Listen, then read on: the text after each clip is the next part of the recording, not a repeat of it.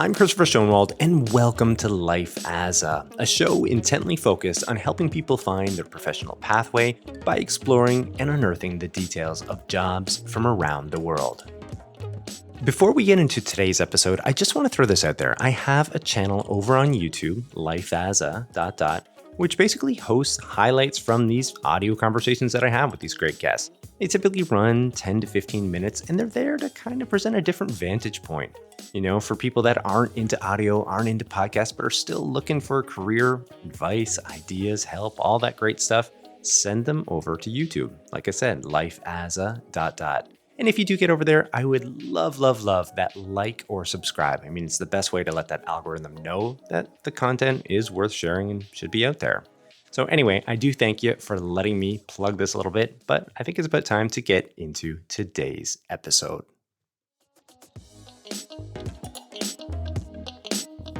Hey, welcome to the program. Listeners of this show know that the whole premise behind these episodes is to provide rich insights into careers, sometimes businesses, and of course, the lives of a ton of talented folk. Now, the hope is to inspire and provide deeper looks at what a certain profession is all about. And to this point, without patting myself on the back too much, I think I managed to supply you being listeners, with that by way of some pretty amazing guests. Well, that said, every now and then, I'm even taken aback with whom I'm able to introduce you to. And some of our guests are not only talented and charismatic, but could also be considered unicorns within their industry for all that they've accomplished. And that brings me to today's speaker. I have a conversation lined up for you with an incredibly skilled and highly respected television director. So much so, she was just recently awarded her 4th Emmy for all of her excellence. Yeah, 4. She's the real deal. And she's here on Life as a to share a bunch of insights on the profession of film and television directing. You're going to want to lean in on this conversation as it covers a lot, including what a day looks like for her, what she thinks about during a shoot, advice to aspiring directors, and even a few stories involving the likes of Dolly Parton, as well as her time on the hit show Hannah Montana. We also cover a bunch more, so I hope you stick around. You'll be in for a treat if you do. All right, well, let me more formally introduce her to you, and we can get started. Shannon Flynn is a 4-time Emmy Award-winning director, and she works for a wide variety of studios, including AppleTV, Netflix, HBO Max, Amazon, Disney Channel, and Nickelodeon. Having directed more than 400 episodes, including 3 movies and 4 series, Shannon recently helmed the entire first season of Blippi's Treehouse for Amazon, Michelle Obama's Waffles and Mochi for Netflix, and the pilot for Puppy Place on Apple TV. Shannon began her career mentored by director Lee Chalet Chamel on such hit series Gilmore Girls, Bernie Mac, and one of my all-time favorites, Arrested Development. Most recently, she worked on the 55th season of Sesame Street, for which she won her Emmys. Shannon has a master's in fine arts and directing from the prestigious Yale School of Drama. So with all this noted, love to welcome you to my conversation with Shannon Flynn. Yeah, so welcome to the program. How are you doing today, Shannon? I'm doing great. It's been a really nice week at home so far after a busy 3 weeks, so I'm feeling good. Well, that's good. And, I'm really thankful that you're able to squeeze some time in for us here, just getting into your work and just generally speaking, having this understanding of the world that you live within and the work that you do. I can imagine it being, quite intense at times, to say the least. So. To say the least, this is true. I do have this first segment lined up for us today. Maybe we can jump right into it. Okay. It's a segment where I just read off a definition of something that relates to the guest. Surprise, surprise, I went with film director. So let me just read this off and maybe you could share your thoughts after. Sound okay? Okay. Okay, so here we go. Film director. A film director is a person who controls a film's artistic and dramatic aspects and visualizes the screenplay or script while guiding the film crew and actors in the fulfillment of that vision. The director has a key role in choosing the cast members, production design, and all the creative aspects of filmmaking in cooperation with the producer. The film director gives direction to the cast and crew and creates an overall vision through which a film eventually becomes realized or noticed. Directors need to be able to mediate differences in creative visions and stay within the budget. Now, admittedly, anyone with a working knowledge of the English language has an idea what a film director is, and that's not exactly what I'm after here. I'm after the nuanced look on it. Based off of all of your experiences and life within this career, like what would you say to that definition? Pretty accurate for a dry definition of what a film director does. What I will say is that working in television as a medium, the definition changes ever so slightly. And that is, although, you know, guiding the film crew and the actors, fulfilling the vision, usually of the executive producer or writer of the script, all accurate, the and staying within a budget, obviously. But there are other things too in television that are slightly different from what one might expect in film. And that is ultimately it's I serve the executive producer, writer, creator. It's not given the script and then I take it and I make it my own. Like there's a huge collaboration that happens between the director and the either again, executive producer, creative producer, writer that hopefully fulfills the vision that they had for the script. And so there's a lot of consulting, a lot of collaboration that goes on. And that's like the biggest nuance in this. But yeah, when it comes to things like set design or props or costumes, those are all, and casting, like those are all places that I get to have an opinion. And oftentimes, if my opinion doesn't jive with the executive producer, I am overridden. But I do get to be a part of the process. So that's like, it's great. And so with film, like to use a fancy word, but the auteur is usually the director, and the director really is kind of the surveys everything. And so, which is not to say they don't collaborate or I haven't collaborated, when I've directed movies, but in the end, that's kind of the difference between the two positions for the most part. There are always exceptions, but that's been my experience of it. That's really interesting. I think that's something that right out of the gate here, like a lot of people wouldn't necessarily know. I myself put me in that bucket there. Like I would have just assumed. I think like the image, at least, from the outside looking in, is that director has more or less most of the control of the vision and is taking control all the way through, whether it be in television or on film. So yeah, that type of insight right there is really quite fascinating, and I'm sure that would shape your day in a lot of Yeah, different ways. a lot of different ways. This might be an opportunity time to learn a little bit more about what you're currently involved in. Certainly off the top, I did mention, some of your past works and what you're involved with, but maybe you could share with listeners right now some of the things that you're working on. Yeah, so I am directing on Sesame Street. I'm one of many directors that directs on Sesame Street, and that's a project that I'm currently in. In the past, like most recently, I've directed on a preschool show called Blippi's Job Show, which is on I know all Netflix. about Blippi. I've got kids. I know all about Oh, Blippi. yeah, is Yeah, that right? yeah, Oh, God. yeah. Even here within Japan, like this show is based um, within Japan. I've been here, and Blippi is all the way over here too. So yeah, yeah, yeah.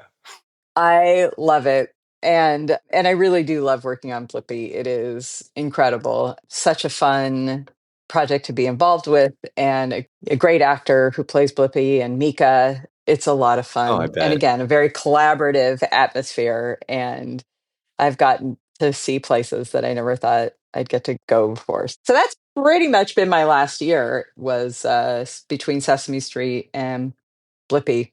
That's been an incredible year for me. Yeah, yeah. Well, I mean, certainly three-time Emmy Award-winning director as well for your work on Sesame Street. So we're going to Uh, squeeze that in not there. to be correcty, not to correct you, but now it's actually four. I just won an Emmy Award back in March. Wow. So, Wow. Yeah. Okay. So yeah, yes. that has been a big year for you. Four. Jeez. Yeah, Okay. for sure. Yeah, it is. It's amazing for one. That's for sure. And what's interesting too is seeing your reaction to that as well. Kind of you're still sort of I don't know. Correct me if I'm wrong here, but still sort of surprised by all of this, despite obviously there being a track record of accomplishment and achievement here. It still seems to be getting you a little bit.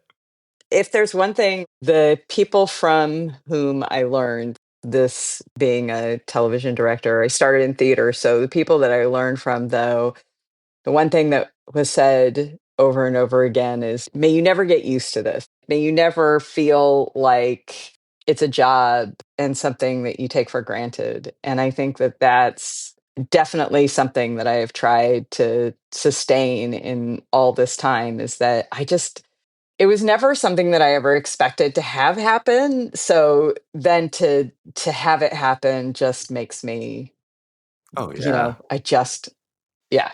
I'm speechless. Well, a big hats off to you. Yeah, I'm excited to get into these questions here today because obviously it's not too often that you get to pick the brain of somebody such as yourself who has achieved in a world that is notoriously cutthroat at times and can be very challenging to Yeah. really stand out within. So yeah, and with that in mind, maybe we could step into this next segment, a day in the life. Now, certainly based off the project that you're involved in, whether we're talking about something like Sesame Street, Blippi, or if you're directing adults, children actors, puppeteers, it's going to have an impact on what your day looks like. Certainly, I understand that. But in the broadest sense, what does it look like leading up to a day on set, to be actually being on set itself, and then winding down? I don't know. This might be an impossible question, but if you could shed a little light on that, it'd be, I think, interesting for listeners. Leading up to the filming part in the pre-production part, it can be, different for different shows and whatever the format is. So Sesame Street is a multi-camera show, meaning it's shot in the same way that you would shoot, a variety show or sitcom. Blippi that we just did for Netflix, that's a single camera show. So even though we use sometimes two cameras to shoot, it's still shot differently. So for Sesame Street, I have a wonderful pre-production process. I'm part of, shaping the design and ideas. And what I love about working on Sesame Street is that there is a huge collaboration that goes into it. So my ideas are heard, and even if they're not implemented in a way that they necessarily saw it, they're definitely heard and considered. But I can break down the script. I decide which cameras are going to shoot what, how I'm going to stage something. And then I have to pass all of that information along to my associate director who communicates with camera people on the show. So there's a lot that goes up to that. And sometimes the script changes. So then my work has to change as well. But there's definitely a time pressure because by the time I step on set, like everybody, wants to know what my vision of what it is that I'm going to shoot, at least have a jumping off point. And also knowing that sometimes just coming in with a plan means that you have to like throw it away altogether for one reason or another. For Blippi is the longer pre-production process. There are things that we have to do, like we have to scout a location. So say we have to work on a farm. And so we have to go to the farm, we have to figure out what pieces we're going to shoot where, and usually that is in collaboration with my director of photography and my AD and the producer and the showrunner. And we look at what the best angles are. And then from that point, like all the communication gets dispensed to other departments that allows for them to figure out things like how do we need to dress this barn? And what will that look like? Or where are we going to put the generator so that it's far enough away from where we're shooting that we don't hear it and it doesn't bleed into the audio? And so that is a longer process. And then creating a shot list and being able to cast, being able to look at wardrobe and stuff like that, all before we step on stage. So hopefully by the time we step onto our location or our stage, all of that stuff is in place and there are very few curveballs that get thrown. But as is life, Right. curveballs get thrown. And so sometimes things like actors get sick or it's raining or the plan that I came in with is not going to work for one reason or another, rhythmically or even just visually, it doesn't work. And then things just have to change. So that's going into it. Okay. And then the day that I step on set, coming in with a plan, trying to implement the plan, being bendy, or somebody I work with recently saying being Gumby, if people know what that is anymore, being bendy and flexible so that the things that can change and the adjustments that can be made go smoothly. And it's usually an early morning no matter what, and sometimes a late night, but hopefully the producers love it when it's not too late of a night. Closing out a day, is it kind of like reviewing what you've done, or is it just kind of like, oh, that's it, all right, that's a wrap, and then let's get back here tomorrow? Yeah, sometimes if there are things that have happened on set that didn't go to plan, oftentimes I like to circle back around with people to find out what I could have done differently in order to make the day go more smoothly. If I felt there was something that wasn't quite right, or if I didn't communicate clearly, because communication is key, obviously. It's like the number one tool that I have in my toolbox. And if I didn't communicate clearly and things got confused, then I was trying to be better tomorrow than I was today when I walk on that set so that I can really make my job easier, but make other people's jobs easier because so many people depend on that. Yeah, yeah. One of the things that was sort of like flashing through my mind as I was listening to you describe all that is this word collaboration. It seems like that is just embedded within Hmm. your day, whether it's pre-production, whether it's on set, and I'm sure as you were just speaking of even afterwards as well, you're constantly, as you said, communicating, but collaborating with others. It's as far as, trying to pull off a scene or get things filmed. It's probably comes down to that a lot, like how well you're able to, fulfill those sort of duties and obligations, no? Absolutely. Absolutely. And always the best idea has to win, even if it's not mine. I can't have an ego about it because if I do, then if my ego gets in the way of shooting the thing that's supposed to be shot, then everybody loses. Like, that sounds easy to do, like, you can logically work out the reasons for that in your head, but actually putting that into practice is a whole different thing, I'm sure. You know? Yeah, 100%. Also, performers I work with or camera people that I work with or even the executive producer, when I step on, they may have conceived this scene in a completely different way. And so I'm open to any and all ideas, because in the end, we're all reaching towards the same goal. A phrase I learned recently was we're all trying to solve for yes. So, like, we're all trying to make sure that we're working toward like the best possible thing that we can shoot in the time that we have allotted with the budget that we have. And I like that. I like that. it's super important. Yeah. Yeah, yeah. I do have another segment here I'd like to step into, a pathways one, and it's returning to you personally. I'd love to hear, like, what pulled you into the world of entertainment, for one, and then secondly, like, what got you interested in, I guess, children's programming? I started as a theater kid. When I was in college, I was part of a theater program. And in my junior college, it was amazing. An incredible group of people that I'm still friends with to this day. So that kind of got me pulled into all of this. Directing specifically, I took a directing class. I'd never directed before. And then suddenly I found myself in this position that I really, really liked, which was I didn't realize when I read a script like that I could actually visualize what was happening on stage before I had ever staged anything. And so as I was able to like learn how to articulate myself in a way that actors could understand, designers could understand, my love for that just got deeper and deeper. Ultimately went to college to be a high school teacher and I got my teaching credential and the irony is later I like get into children's programming. Yeah, So like kind of came back around, but 100%. So there are no wasted experiences. That's my belief. That was the hugely important part of, utilizing those tools in order to be a better director. I started a theater company. My husband and I met when we did theater, and then we started theater company with our friends. And that was around for a really long time. I thought for sure theater directing was where I was going to land.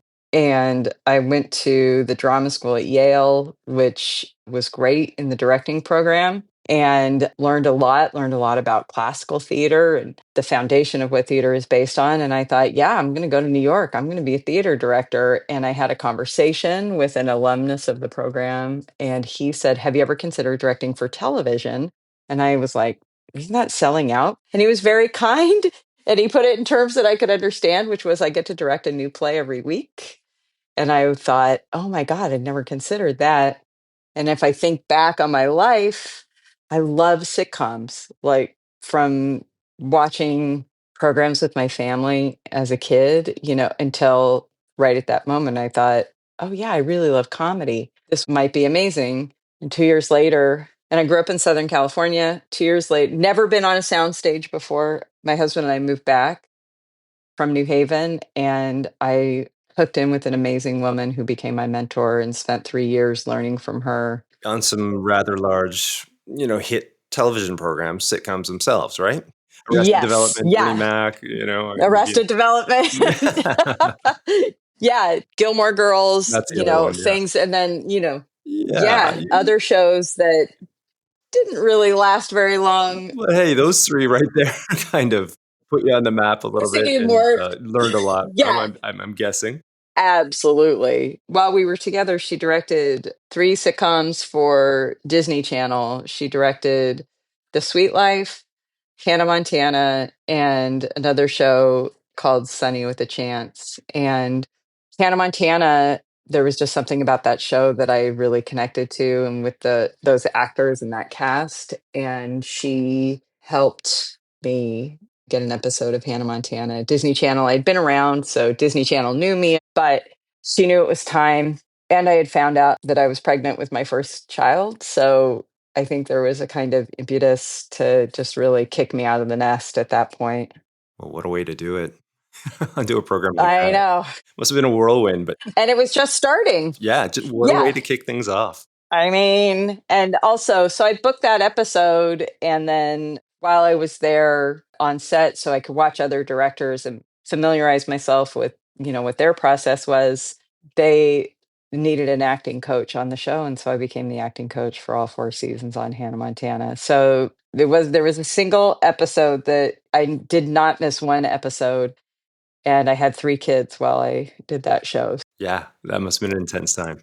It was, for sure. And then that was like the beginning, Yeah. and I loved being an acting coach, but that was not where my story was meant to end. And it seems to me that you've continued within children's programming as a whole. I mean, is there a specific reason for that? I mean, you'd mentioned earlier about, having a degree within education. Perhaps that links up to it a little bit. Or were there some other things that you found while you were, on some of the other sets with your mentorship that sort of directed you down this way as opposed to going into some other things? I don't know if there was no design. There wasn't like, oh yes, that's where I wanted to land.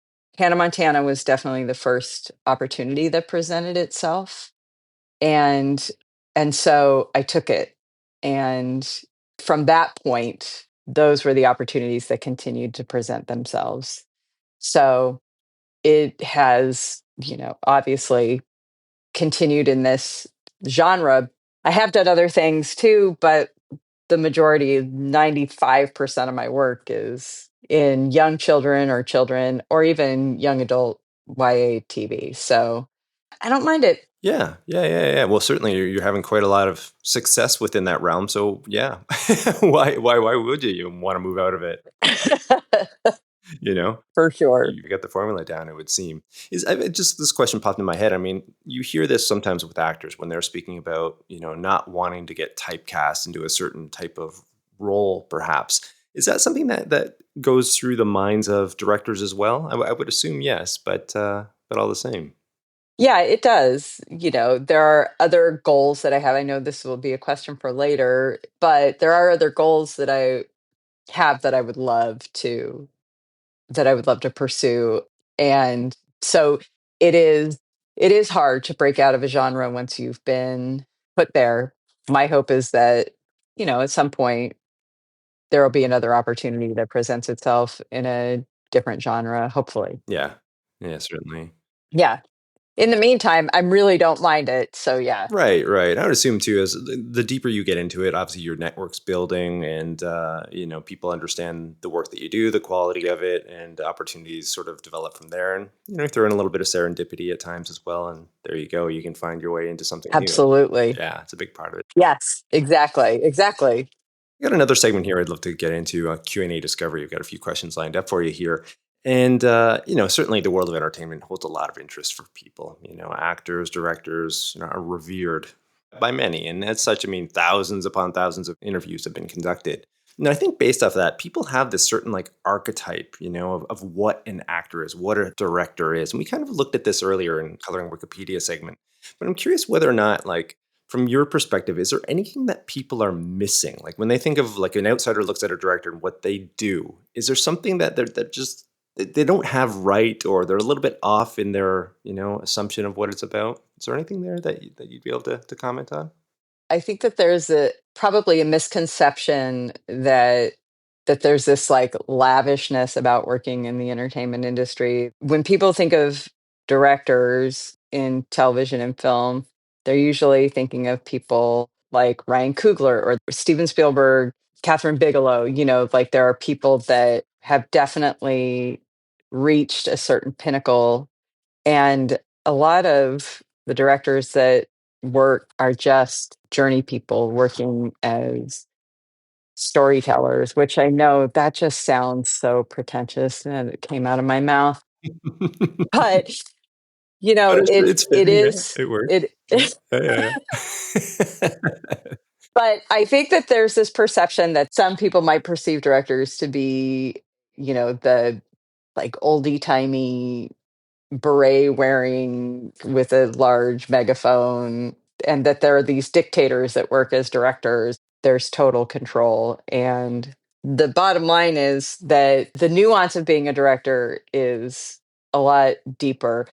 The best skill I ever learned that made my directing successful was waiting tables. You have to deal with so many different personalities, you have to deal with so many different types of people.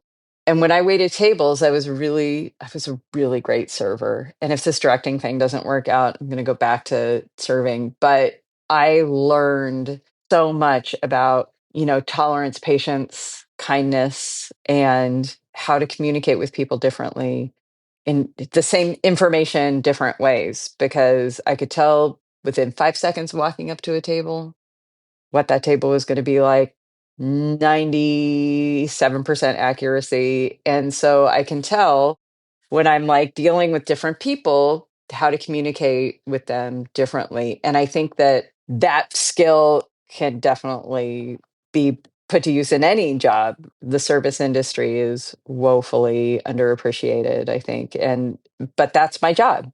Ultimately, I'm in the service industry, and I think that there's a misconception about that. And also that there's a misconception about a crew that works on a television or show or film. And again, talk about journey people, like the carpenters and the painters and the plumbers and the electricians and the wardrobe departments that are crafting wardrobe from scratch, like people that are seamstresses. And there's so much. Or even from the PAs, that a lot is expected of them for so little return, and just for the shot of being where they're at. And I think that that's an important part of this industry that's missed, is that what they see is the red carpet. But even actors that are working in front of the screen, background actors, background performers who just show up every day and do that job to just be in the background of a show or a film. There's so much more. Yeah, it kind of returns to that word we were discussing earlier, like this massive collaborative effort. You're collaborating with so many different types of people, Yep. and I think it kind of flies in the face of that idea of like the director being this authoritative figure who's demanding and Yeah. ordering people around. But it Yeah. sounds like to me the way Yeah. you're Yeah. kind of describing it is there's much more collaboration. Certainly at different points, I'm sure you're having to instruct and lead people, but it's how it's being done that might surprise some people, and perhaps as well this sort of like bleeds into what we were talking about Yes. earlier about you having success. Like maybe I'm sure there are probably people in your world, most definitely, who might come with this more authoritative stance, and maybe those are the type of people that don't last very long. Yeah, I don't know. I don't know. It's probably like in any other industry, like how well you're treating people. Those things do count, and it's looking at the bigger picture and understanding others' needs and wants and considering all of those factors, and all of that sort of plays into the ultimate success. I'm guessing here at least. No, you're spot on. And yes, there are people that are not kind and not collaborative. And as a crew person, when I came up, there were certainly people that I worked with that were like that. And that maybe that is why I can have some empathy, is having been a crew person that had to listen to different directors. It like kind of informed what I felt was the best of what I saw in a director, the kind of director that I wanted to be, which my mentor was like that. Collaboration can sometimes be a squishy word too, because people can mistake a collaborative spirit with somebody who is indecisive or somebody who doesn't have a solid vision, and that can lead to some problems. And also, if you're working with somebody who expects you to be authoritative and you come in with a collaborative spirit, like, they might mistake that for somebody who's weak. So, It's a balancing act, isn't it? for sure. This other question here as well. Maybe we get into the weeds just a little bit, back on set. When you are about to film a scene, what are a few ideas that are like, or the most predominant ideas that are running through your mind? Like things that are really, you're keyed in on in that moment. A lot of it is what's the visual and the audio part of what I do is so obviously so key, because it's 50-50. Because even if there's nobody speaking, it can, what you're showing or the fact that nobody's speaking can be a huge indicator of what you're doing. So what I'm looking at is, what's telling the story, and how are the actors saying the lines? How am I going to cut it together? And then also visually, what am I looking at that's the most informed part of the story? So those are the ideas that are running through my head. And oftentimes I'll get so invested in an actor's performance, and thank God that I have people around me, because there'll be somebody who will say, like, oh, like Game of Thrones, there's a water bottle like in the deep, deep, deep background over there that somebody forgot to pick up. And I'll be like, there was? And then sometimes I just think, oh God, Shannon, why didn't you see that water bottle? And then it's like, oh, because I'm so invested in the story that was being communicated, that, and like, I get this kind of vignetting that happens. Then I can go out. So, like, by maybe the second or third take, I would have seen that water bottle. But thank God other people are looking for those things so that I can focus on like the kind of meat of the matter. Is there anything that follows you home afterwards? Like anything that sort of like Oh, sits with you or consistently like, did I get this? Or, maybe I should have done it this way or things like that. exactly. Yeah. It's that. Always. Has that gotten easier or has that gotten maybe even more difficult as you progress in your career? I think it's so funny. Probably it's gotten worse as I've shot more, because there are probably things, if I'm 100% honest with you, there are things when I thought, God, at this point, you think I would have remembered to do that, or that I, should have gotten that piece of coverage. Damn it. Wouldn't I go back and get that, even though we didn't have time? Even when I watch shows, like when I watch my first episode of Hannah Montana, I watch it, and the editor said to me, "You never got me a clean entrance of that actor coming in. So he just comes in from out of nowhere." And I'm like, I didn't know. So I can forgive myself and give myself grace. But now I'm like, oh, there's no grace for that. Like, at this point, I should have known better. Right, Uh, right. I wonder if it has to do with the fact that, like, the amount of knowledge that you have based off the experiences that you've developed and, over the course of your career, like, there's just so much more floating around up there that at times some of it is going to get lost. Like, when you don't know what you don't know early on, it might be a little bit easier. And there's certainly different challenges, obviously, but I'm just envisioning here, like, you know so much more as you progress. And now it's just trying to, like, juggle it and, like, manage it all. And yeah, you'd think it might get easier, but maybe it does actually get a little bit more intense for people such as yourself who have experienced success, and then you have, other things as well floating around in there, and maybe a bit of ego at times too. Like, well, I should know what I'm doing right now. I should, You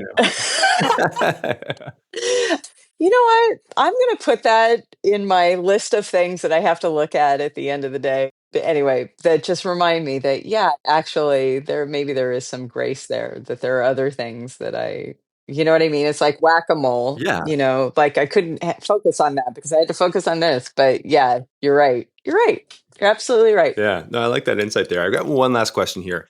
And this kind of follows in with what you're speaking of, like the rub off of this work into your personal life. I mean, what elements? Like, can you watch a film? Can you watch a sitcom? Can you watch things without being affected and be like, no, that's the wrong angle there, or no, they missed that shot. Like, can you kind of detach yourself, or Yes, sometimes. yeah, So I've seen two movies in the last couple of days that where I was really able to just shut that part of my brain off and watch the movie. I saw The Thunderbolts, which as a family, we're a huge Marvel movie family. And I love Florence Pugh, and just that cast was incredible. And I was able to just watch it. I was really able to watch it and let the story unfold. And same with, I mentioned Ryan Coogler earlier, and I saw Sinners this weekend. And again, incredible storytelling. Like, here's the deal: if the storytelling is so compelling, all of that other stuff can melt away. There it is, right? Yeah. And that's it. And if it's not, or even if it's, compelling, but like I'm distracted, I can look at it though and appreciate it. I can say, oh, what that was a cool shot. And I was like, but should I be noticing that it's the shot or should I be paying attention to the story? Right.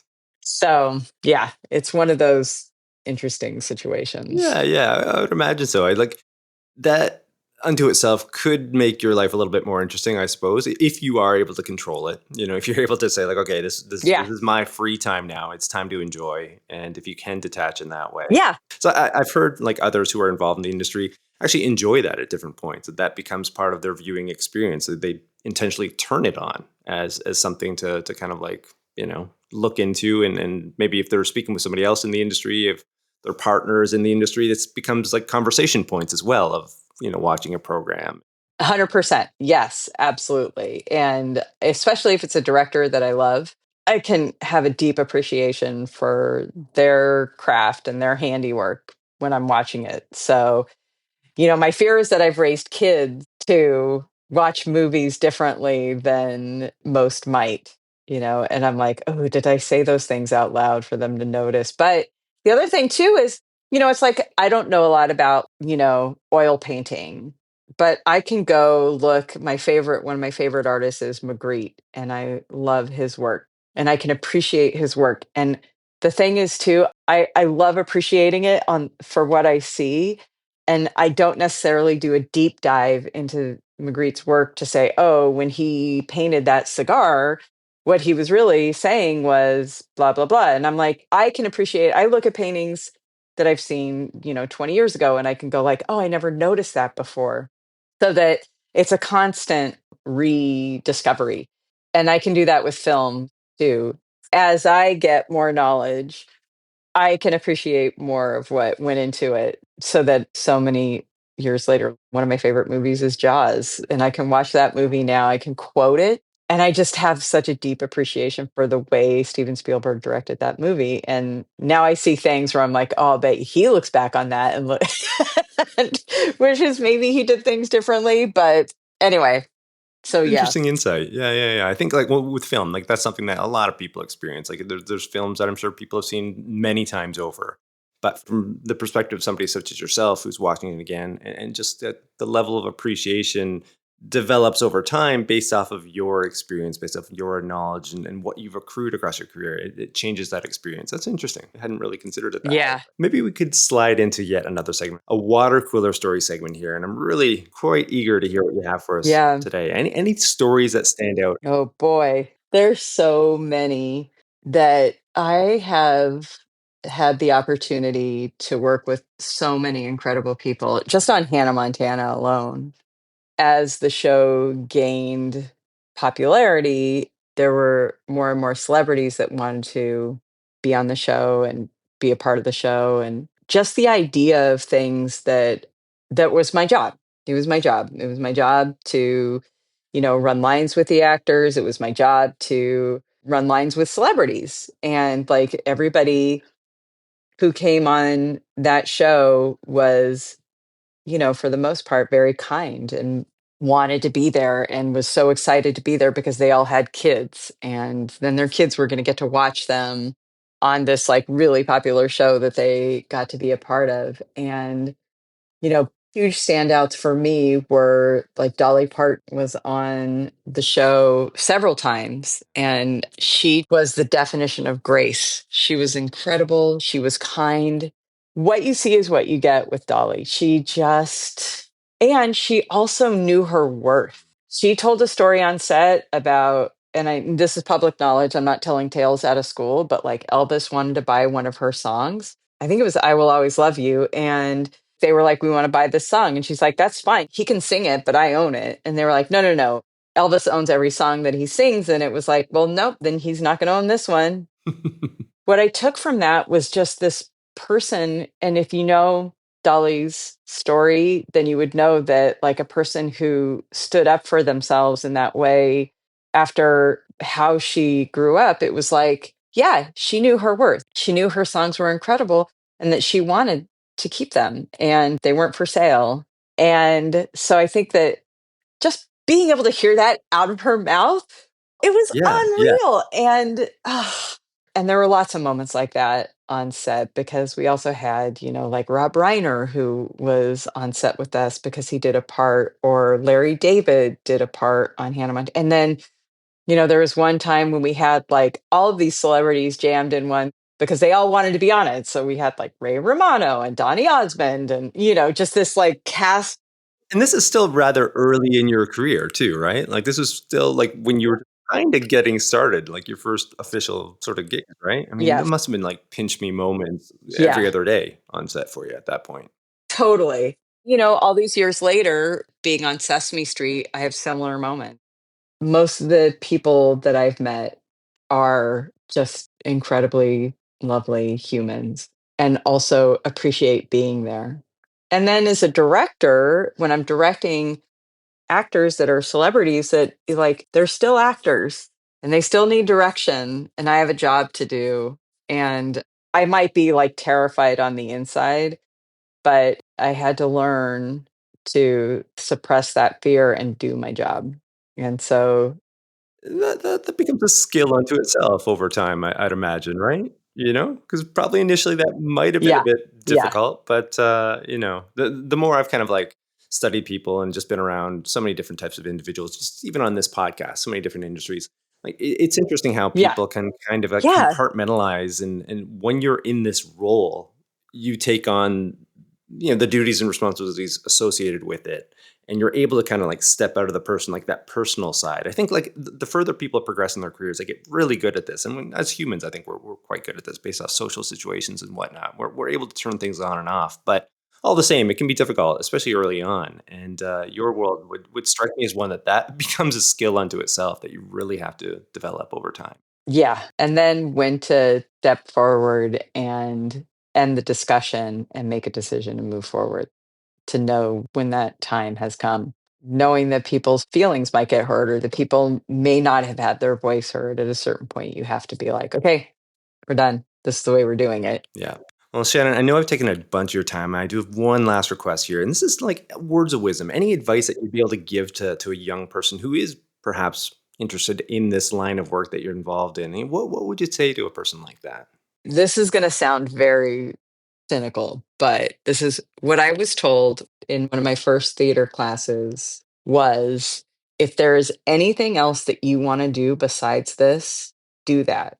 Because the only way you're going to survive in this industry is by knowing that there is absolutely nothing else in this world that you want to do.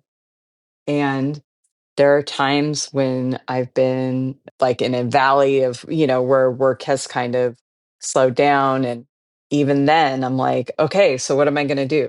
Because I have a family, and I have to pay bills and I have a mortgage to pay. What else can I do? Look, this industry is in a downturn right now. There's a possibility that like work will dry up. And what can I do instead? And so if there is something like when you're in university and stuff, study everything because you never know like what will lead to what. And my path just happened to be here and right now. Didn't start this way. I certainly wasn't going to be a television director or a film director. I was going to be a theater director. That was where my eyes were on at the time. So it's not a negative. It really isn't. Like if there was something else that was so interesting to you, then pursue everything and say yes to everything because you never, unless it's dangerous, say yes to everything because you never know. You never know what that opportunity is going to bring. And I've said no to one job because it was dangerous and I wouldn't put myself out there like that. And it was hard, but I say yes to everything. I try. I try to. So that's my advice. Beautifully put. I mean, I think it's profound. I think a lot of people can really latch onto something like that, and and it's freeing as well. That's what Yeah. I really liked about it. You can pursue some different interests there, and most likely a lot of those interests are things that are going to help guide you later on if you do, step into this world. Some of those experiences and what you've seen within the world. It's only going to add to your sort of like depth of what you can offer to some sort of production, perhaps. Absolutely. Well, thanks again, Shannon. It's been a true Thank pleasure. you. I enjoyed it too. It just feels like we started talking 5 minutes ago. So, what an incredible interview. Thank you for having me on. Now, for those interested in learning more about Shannon and her work, you can do so via LinkedIn. And hey, if you like today's show, please be sure to tell a friend and share. To show further support, you can always rate, review, and subscribe wherever you access your podcasts. And then lastly, as I mentioned off the top of the show, I do have that channel over on YouTube, which hosts highlights from these great conversations that I have with these amazing guests. So if you do make it over there, I would love a like, a comment, subscribe, any and all of that stuff does help. And finally, don't forget to join us on the next episode of Life as you can literally be one listen away from finding your dream job. I'm Christopher Schoenwald, your host, and until next time, don't settle for less. Find the career you were born for.